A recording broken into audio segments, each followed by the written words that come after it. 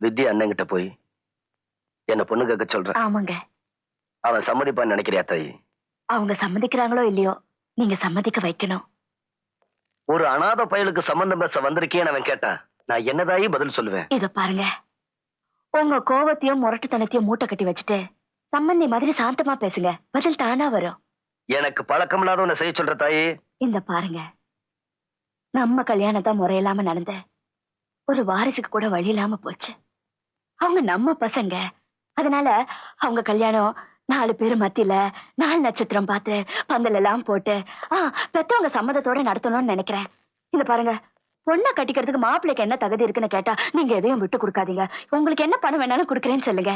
ஏங்க, நாம சம்பாதிச்சு வச்சதெல்லாம் நாளைக்கு போகும்போது கொண்டுட்டு போவா போறோம். சரின்னு சொல்லுங்க. என்னங்க? சரிதாயி, வரட்டுமா? என்ன நீங்க இப்படியா போக போறீங்க? பட்டன் தானே, பட்டன்மா போட்டு போறேன். சம்பந்தம் பேச போறவங்க சம்பந்தி மாதிரி போனா நீங்க வேற. என்ன இவ்வளவு சுறுசுறுப்பா போறா? உங்களுக்கு சீக்கிரமா கல்யாணம் ஆக போகுது. அதுல எவ்வளவு விஷயங்கள் இருக்கு. இவ அனுபவப்பட்டவ. ஏதாவது சந்தேகம் இருந்தா கேட்டு தெரிஞ்சுக்கங்க. ஆனா ஒண்ணு, எப்படி சமையல் பண்றது மட்டும் கேட்காதீங்க. ஏன்னா அதை நான் தான் பண்றது. சும்மா இருங்க. இந்த வார்த்தையை மட்டும் வீட்டுல சொல்றதே இல்ல.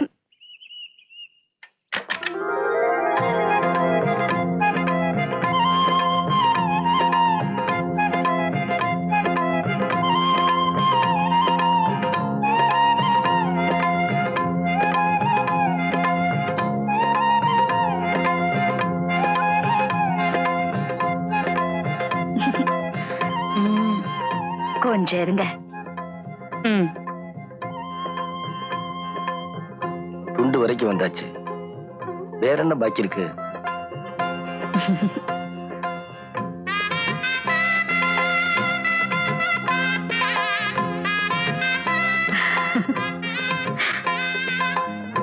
உங்களை இப்படி பாக்குறப்போ என் நினைப்பு ஒரு 20 வருஷத்துக்கு முன்னாடி போதுங்க. அதான் மை தடவி பாக்கலான்னு பார்த்தேன். அப்படிங்களா? என் நினைப்பு ஒரு 20 வருஷத்துக்கு முன்னாடி போகுது. என்னங்க பசங்க எல்லாம் இருக்காங்க. போதும், நல்லா இருக்கீங்க, போயிட்டு வாங்க.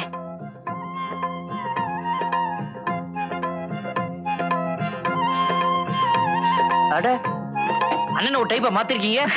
இவளையும் உங்ககிட்ட விட்டு போறேன், ஒரு டைப்பை மாத்தி வைங்க.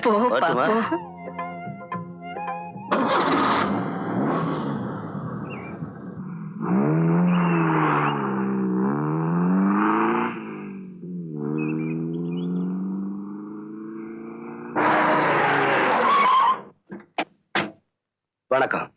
கும்பிடுறத பார்த்தா எம்எல்ஏ மாதிரி தெரியுது. ஆமா, நீங்க யாரு? என் பேரு அந்தோனி. ராம்குமார பார்க்கணும். நான் தான் ராம்குமார். என்ன விஷயமா வந்தீங்க? உட்கார்ந்து கேள்வி கேட்கறவங்களுக்கு எங்க அண்ணன் நின்னு பதில் சொல்ல மாட்டாரு. உட்காருங்க. ஓஹோ, உட்கார்ந்துட்டார்ல, பேச வேண்டியதுதான். நீ ஆமா, நீங்க யாரு? சொல்லுங்க ஐயா. எடுபடி எதுக்கு இருக்கீங்க? இந்த தொகுதி எம்எல்ஏ. என்னமோ உங்க வீட்டுல கடை வாங்கின மாதிரி பேசுற. என்ன விஷயமா வந்தீங்க? உங்க தங்கச்சி கல்யாண விஷயமா பேச வந்திருக்கேன். ராம்குமார் சார், உங்க தங்கச்சி என் வீட்டுல தான் இருக்கு. அவங்க 2 பேத்துக்கு நானே கல்யாணம் பண்ணி வச்சிருப்பேன். ஆனா பொண்ணுக்கு அண்ணன் நீங்க இருக்கிறப்போ அது தப்பு இல்லைங்களா? அதான் முறைப்படி பொண்ணு கேட்டு வந்திருக்கேன். அந்தோனி சார், என் தங்கச்சியை நான் உடனடியா பார்த்தாகணும் சார். அவ போனதுல இருந்து நான் பச்சை தண்ணி கூட குடிக்கல சார். யோ சொல்லுங்களேயா. நீ அழுகுற? நான் கூட பச்சை தண்ணியே குடிக்கிறது இல்ல சார். ஃபுல்லா கவலை. இவன் ஒரு ஆஃப் சார். என் தங்கச்சி வீட்டை விட்டு போனதுல இருந்து என் ஒய்ஃப் துரும்பா மெலிஞ்சு போயிடுச்சுங்க. அவங்க மெலிஞ்சு போனதுல இருந்து இங்க யாருமே சாப்பிடுறது இல்ல. சுசீலா, ஐயாவுக்கு கூல் ட்ரிங்க்ஸ் கொண்டு வாமா. எனக்கும் சேர்த்தி கொண்டாங்க. சார், நீங்க இவ்வளவு நல்லவரா இருப்பீங்க நான் நினைக்கவே இல்லை.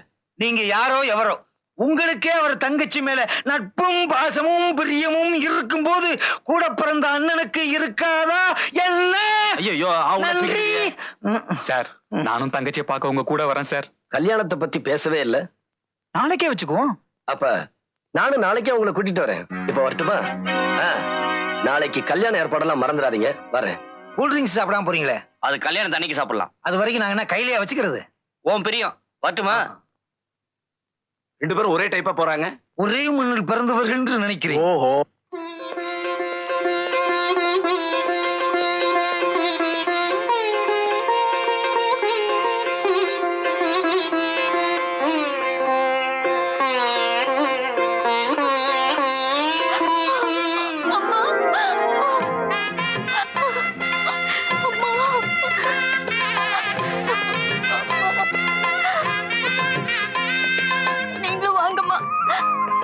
கல்யாணம் முடிஞ்சது இங்க வருவீங்களம்மா. இப்ப நல்லபடியா போயிட்டு வா. வா.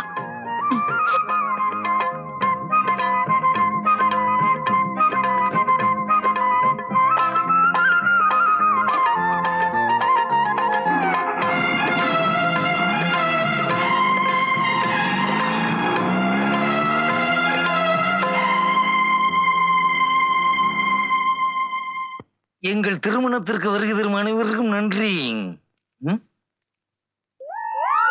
குண்டு எடுத்துட்டு வீட்டுக்கு வா.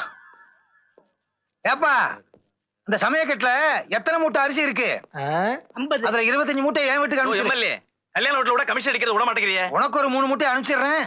தப்பே இல்ல. ஏங்க இந்த குத்து விளக்கு எங்கேயும் வைக்கிறது? ஒண்ணு இங்க வை, இன்னொன்னு என் வீட்டுல வை. என்னங்க இது இலையெல்லாம் கிழிஞ்சு போச்சு? கிழிஞ்சு போச்சுல, முடிஞ்சு போச்சுன்னு அர்த்தம். அடுத்தத கவனிங்க. கட்டி மேளம் ஒண்ணும் அப்படியே வரல, கெட்டி மேளங்கிற. உணர்ச்சி வசப்பட்டேன்.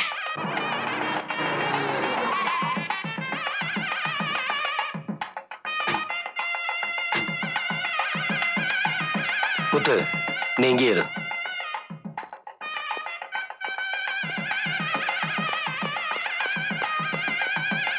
அந்தோணி சார் வணக்கம்.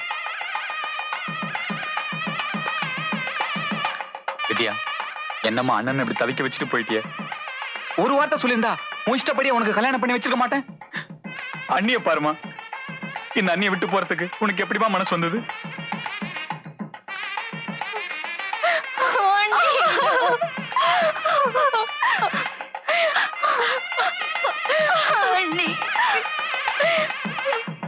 சுசீலா, தங்கச்சிய அலங்காரம் பண்ணி அழைச்சிட்டு வாமா.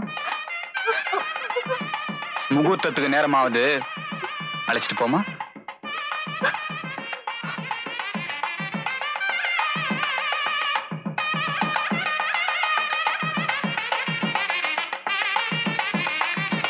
அந்தோணி சார், தங்கச்சி மேல எனக்கு இருக்க பாசத்தை பார்த்து கண் கலங்கிட்டீங்கல்ல? யோ எம்எல்ஏ, பாவையா அந்தோணி கல்யாண சாப்பாடு சாப்பிடலான்னு வந்திருக்காரு. அப்போ கறியும் சோறும் போட்டு அனுப்ப வேண்டியது தானே. கறிய பூசி அனுப்பு. என்ன சொல்றீங்க? அந்தோணி, என் தங்கச்சி பத்திரமா வீடு வந்து சேரணும்னு நினைச்சேன். அதனால தான் உங்ககிட்ட நடிச்சேன். என்ன முறையா நடிக்க வச்சதுக்கு நன்றி. ராம்குமார், நீங்க ஜென்டில்மேன் நினைச்சேன், ஏமாத்திட்டீங்க.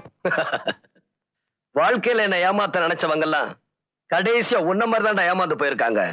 ஏய் ராம்குமார், இப்போ உன் தங்கச்சி வீட்டுக்குள்ள இல்லடா, இங்க பார்.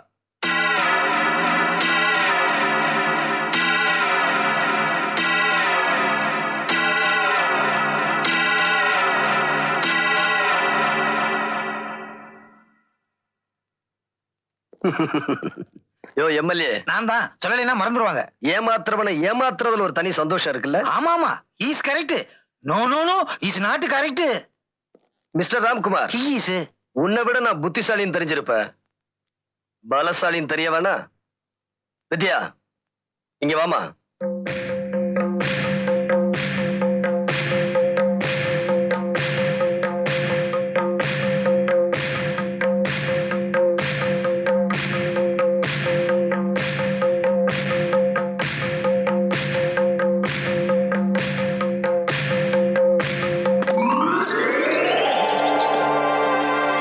ராம்குமார், உன் தங்கச்சி அங்க போய் உட்கார சொல்றேன். உன் ஆட்கள்ல எவனுக்கா தைரியம் இருந்தா உன் தங்கச்சியை போய் தொடட்டும். அப்படி தொட்டுட்டா உன் தங்கச்சி எங்கேயே விட்டுட்டு போயிடுறேன். வித்யா, போமா.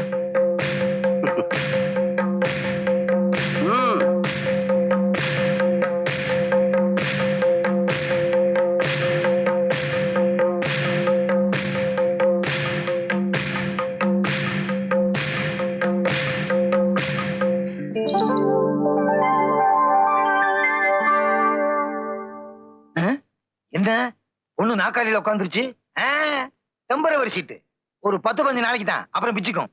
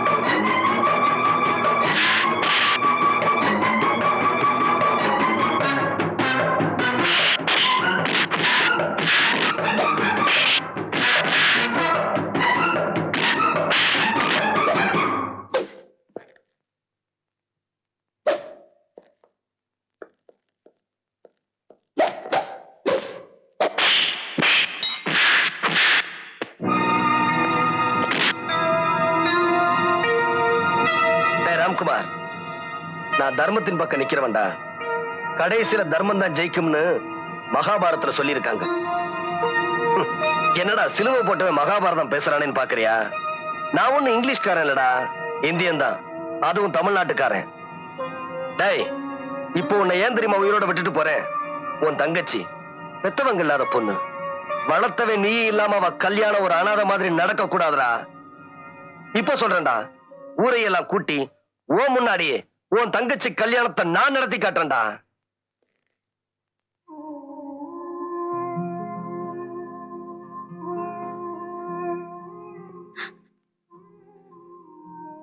என்னடா சின்ன காயம் தானே, இதுக்கு போய் கண்காலங்கிற? வலிக்குதா? என் வாழ்க்கையே அடிதடி வாழ்க்கை தானே தாயி. உங்க உடம்புல இருந்து ரத்தம் வந்து நான் பார்த்ததே இல்லை.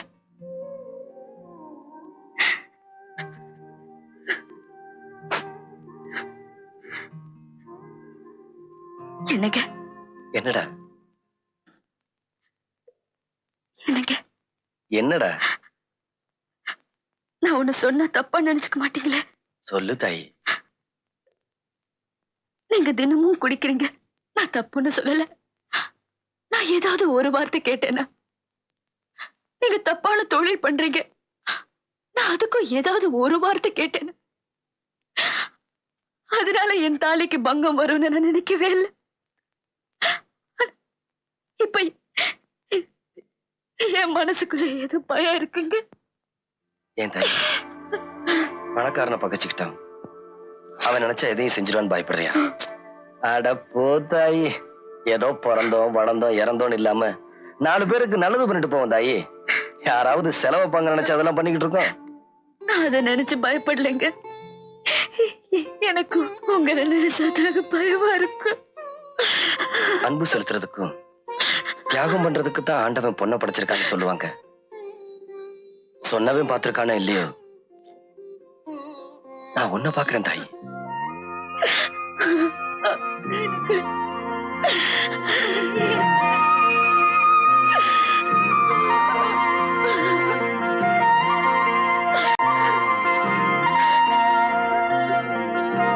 வித்யா, இவங்க அமைதியான வாழ்க்கை நம்மால கெட்டு போக வேண்டாம்.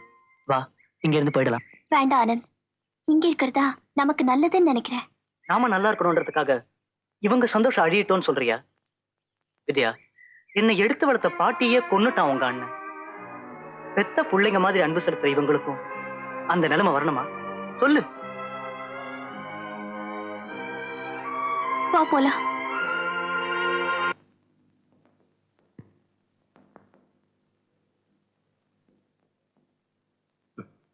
ஏன் நின்னுட்டீங்க? போங்க.